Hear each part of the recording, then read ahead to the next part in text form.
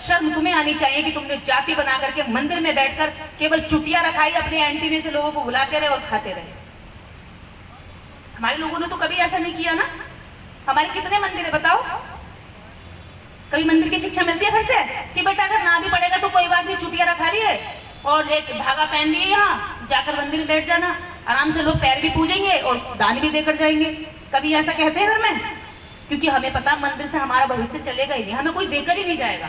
खोल के बैठ जाओ मंदिर, अगर पता चल गया कि आपकी जाति क्या है तो वहां कोई नहीं चढ़ने वाला। तो आपको तो भैया शिक्षा लेनी ही पड़ेगी। एक ही रास्ता है, हमारे पेरेंट्स के पास ना तो जमीनें हैं हजारों हजारों बीघा, ना व्यापार है करोड़ों का, ठीक है, ना मंदिर का खजाना है और ना अब नौकरियां बची हैं। अगर हम पे कुछ बचा है तो दोबारा से समाज का निर्माण करना वो आप कर सकते हैं और वो सिर्फ शिक्षा के दम पर होगा। इससे पहले कि वो रिजर्वेशन को पूरी तरह खत्म करें, उससे पहले आप उस रिजर्वेशन का लाभ लेकर के बहुत आगे चले जाओ, इतने मजबूत हो जाओ कि कम से कम उसकी लड़ाई लड़ सको, अपने अधिकारों को बचा सको। हमें दुर्गा देवी नहीं पढ़ना है, हमें फूलन देवी पढ़ना है। हमें काली पीली देवी नहीं जानना है, उसका व्रत नहीं करना है, हमें सावित्रीबाई फूले पढ़ना है। हमारी महिलाओं पर देवियां आती हैं लेकिन उन पर कभी भी सावित्रीबाई फूले नहीं आती। जो ये कह दे कि मैं इतने स्कूल खोलूंगी सर हिलाते हुए, मैं इतनी बेटियों को पढ़ाऊंगी, कभी नहीं आती। पता नहीं ये कमबख्त कहां से आ जाती है, सारी हमारी औरतों पर आती है। अभी एक शोर मचेगा कि चुटिया कट गई तो हमारी औरतों की चुटियां कटेंगी। कभी किसी आईएएस की चुटियां नहीं कटती, कभी किसी पीसीएस महिला की चुटियां नहीं कटती, इंदिरा गांधी की चुटियां नहीं कटी। मेरी तो खैर है नहीं, ये नहीं ये पता चल सकता है कि आप कौन से वंश के जन्मे हो, कौन सी सभ्यता से जन्मे हो। आपके सर का, आपकी हड्डियों का जो स्केलेटन पड़ा होता है हजारों हजारों वर्ष पुराना, डायनासोर का भी ढूंढ लिया, उससे ये तो बता सकता है कि आप गोरे रंग के थे, ये तक बता सकता है। जबकि चमड़ी गल चुकी होती है, मांस खत्म हो चुका होता है, ये बता सकता है कि आप कितने लंबे थे, आपका फेस कैसा था, चौड़ा था, पतला था, आंखें कितनी गहरी थी, कितने मोटे थे, लेकिन ये नहीं बता सकता कि तुम कौन सी जाति की।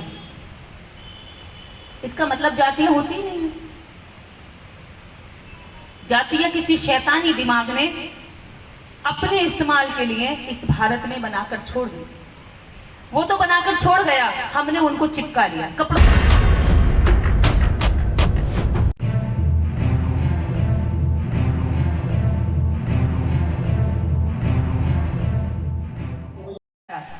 पर बाबा साहब डॉक्टर अंबेडकर टूटे नहीं। वो वीजा के इंतजार में महीनों भर बैठे रहे, दोबारा उन्हें लंदन जाना था पढ़ने के लिए। उस वक्त भी यहाँ के लोगों ने उनको बहुत रोकने की कोशिश की। तब बाबा साहब कहते हैं कि आज भले ही मैं जाते हुए इतनी प्रताड़ना झेल रहा हूँ, हो सकता है मैं जाऊं भी और हो सकता है अगर अंग्रेज सरकार इन ब्राह्मणों के कहने में आ जाती है तो मुझे आने से रोक भी सकती है, क्योंकि उच्च पदों पर उस समय भी वही बैठे थे। तो बाबा साहब doctor Ambedkar waiting for visa अपनी बुक में लिखते हैं कि भले आज मैं जाने के लिए इतना परेशान हो रहा हूं, पर मैं एक दिन ऐसा रास्ता जरूर खोल के जाऊंगा अपने जीते जी, जो मेरे समाज का हर बच्चा विश्व स्तर की एजुकेशन ले सके। तो आपको केवल अपने जिले तक की नहीं सोचनी है, आपको विश्व स्तर की सोच रखनी है। आज बहुत सारी ऐसी स्कीम्स हैं जिनकी जानकारी हमें नहीं है, बहुत सारी स्कीम्स आती है जिसमें करोड़ों करोड़ों फंड हमारे बच्चों की स्कॉलरशिप के लिए आता है, पर हमारे बच्चों को पता नहीं होता, जिस वजह से वो रह जाते हैं। कई बार ऐसा होता है कि वो एससी के सर्टिफिकेट लगा करके और हमारे बच्चों की सीटों पर खा रहे हैं और बदनाम हमें करते हैं कि तुम तो आरक्षण की दम पर आए हो। कभी कोई आपसे कहे कि तुम तो आरक्षण की बदौलत आए हो, तो उनसे बोलना कि तुम तो जन्मजात आरक्षण लेकर के आए हो। अगर तुम्हारे नाम के आगे शुक्ला, तिवारी, पांडे, चतुर्वेदी लगा होगा तो तुम्हें लोग जी करके बोलेंगे, और हमारे नाम के पीछे जब ये नहीं लगा होता है तो बिना बोले ही हमें आंखों से हीन भावना महसूस कराएंगे। तो तुम्हारा आरक्षण ज्यादा ऊंचा है या हमारा हुआ? हमें तो केवल 75 वर्ष हुए हैं, तुम 5000 वर्षों से खा रहे हो। तुम्हारा अंधा दूल्हा लंगड़ा भी कथा करके रोटी खा लेगा, बाबा बन जाएगा, हम तो वो भी नहीं बन सकते। तो तो कोई आपको जब जाति के नाम पर सताए तो पीछे नहीं हटना। और बेटियों को तो मैं यार स्पेशल कहना चाहूंगी, कोई तुम्हें किसी भी जगह अगर परेशान करने की कोशिश करे, हाथ लगाए ना तो हाथ तोड़ लो। भारतीय संविधान तुम्हें इसकी इजाजत देता है सेल्फ डिफेंस के लिए। आंखें चलाए तो आंखें फोड़ दो, यूं ही नहीं चलते फिरते किसी की भी फोड़ के चले आए। अपनी आत्मरक्षा के लिए मैंने कई साल पहले भी कहा था, अगर आपको कहीं भी किसी तरह की प्रताड़ना होती है और जिस अंग से होती है उस अंग को अगर आप ले आए मेरे पास तो मैं इनाम दूंगी, रियली इनाम दूंगी मैं। जिस दिन ऐसी बेटियां हो गई उस दिन इस समाज से लड़कियों पर होने वाला अत्याचार खत्म हो जाएगा। और कितनी सारी ऐसी महिलाएं हैं, लीडर्स हैं जिनकी छुट्टियां नहीं कटती। हालांकि जब छुट्टियां वाला सिस्टम चल रहा था मेरी छुट्टियां थी, लेकिन मेरी कटी नहीं। कटी किसी की नहीं होती है, बस सुन लिया होता है और हम उसको मान लेते हैं। ऐसे ही हमारे ब्रेन में भगवान है, कोई है, किसी ने देखा है, किसी ने नहीं देखा। आप पूछिए दादा परदादा पीछे आगे वालों से, पीछे वालों से, जो पीछे की लाइन में जन्मे हैं, उन्होंने भी नहीं देखा होता, बस कहते हैं कि है। कहां है भाई, कहां है वो? अगर वो है तो वो गूंगा है, बहरा है, अंधा है, कोड़ी है, लूला है, लंगड़ा है, जो किसी काम नहीं आता। बच्चियों के साथ हर दिन रेप की घटनाएं होती हैं, कहां रहता है वो? जब एक काली महिषासुर का सर काट सकती है जिसने कोई अपराध नहीं किया था, तो देश के अंदर कितने अपराधी खुले घूम रहे हैं, उनका सर क्यों नहीं काटती है? जब एक शिव हमारा आदर्श होगा, हमारा भगवान होगा, जो सुबह से शाम तक नशा करता है और अपने बच्चे की भी पहचान नहीं करता, तो हमारा यूथ कैसा बनेगा? वो तो सुट्टा लगाएगा ना, भांग पी के वो तो जस्टिफाई करेगा, भोला भी तो पीता है, करेगा। तो हमारे जब आदर्श ही दुराचारी होंगे, रेपिस्ट होंगे, 302 का मुकदमा लगता है अगर शिव आज होते तो।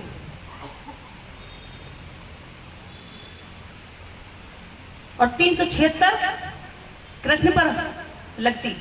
मैं एज ए एडवोकेट बता रही हूं, कृष्ण पर नहाती हुई महिलाओं के कपड़े चुराना धारा 376 का मुजरिम बनता है, लेकिन वो मुजरिम भारत के अंदर पूजा जाता है। 376 के मुजरिम को आज समाज इतनी बुरी तरीके से देखता है, इसे घर में मत बुलाना, मुझे लगते ही नहीं हो दलित जैसे। कब लगेंगे भाई?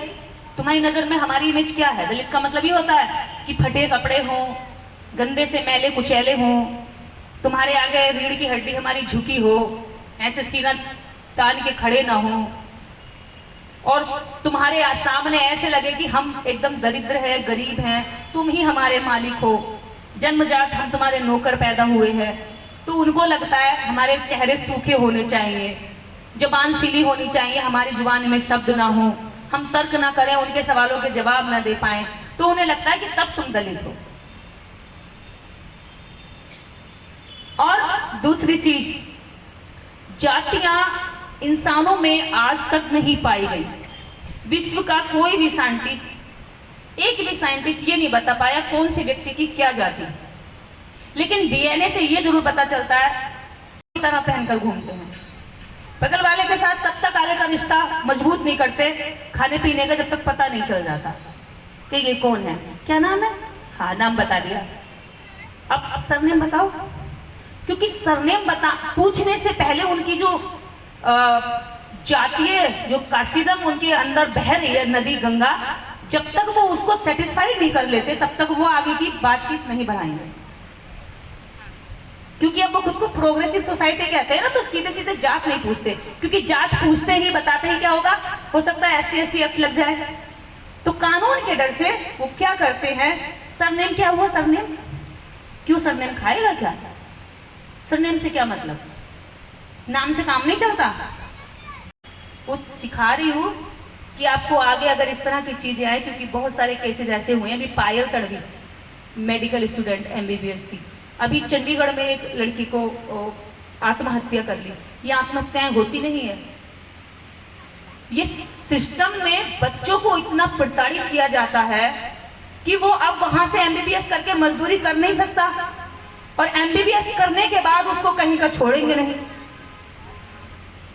तो मानसिक तौर पर वो भले ही एकेडमिक एजुकेशन लेकर एमबीबीएस कर चुके, लेकिन बाबा साहब डॉक्टर अंबेडकर की जो शिक्षा थी, जो संदेश था, वो उन तक नहीं पहुंचता। इस वजह से वो इस पॉइंट पर आकर कमजोर पड़ जाते हैं। क्योंकि हमारे बच्चे क्या देखते हैं, दिन भर टीवी देखते हैं, टीवी में रामायण चल रही है, महाभारत चल रही है, लेकिन बाबा साहब डॉक्टर अंबेडकर ने जो इस देश के अंदर किया वो तो कहीं चलता ही नहीं है। हमारे मोबाइलों पर भी वही चीजें पहले आएंगी। हमारे बच्चों को अब बहुजन चैनल देखने चाहिए। जब तक वो नहीं देखेंगे तब तक ये पावरफुल नहीं बनेंगे। आज लगभग 400 से 500 बहुजन चैनल चल रहे हैं। उसके आगे अगर द हस्तिना आया सीधे निकल के तो दीदी निर्देश सिंह उसके साथ डालना तो पूरा आ जाएगा। उसमें मैं बुकों की समरी डाल रही हूँ केवल इसीलिए कि हमारे बच्चों के पास जवाब देने के लिए नॉलेज होनी चाहिए। कब अगर कोई हमें काट रहा है, डिमोरलाइज कर रहा है, गिराने की कोशिश कर रहा है, तब हमें क्या बोलना है?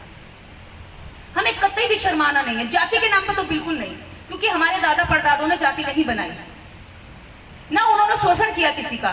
कभी उन्होंने हाथ देखकर नहीं खाया, कभी उन्होंने भविष्य देखकर नहीं खाया। उन्होंने हाथों से फावड़े चलाए, खेतों में मेहनत की और इस देश की धरती को उपजाऊ बनाया।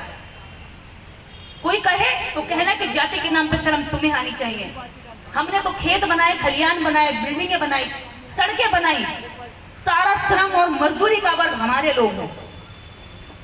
हमें अपने लोगों पर, अपने पूर्वजों पर गर्व है।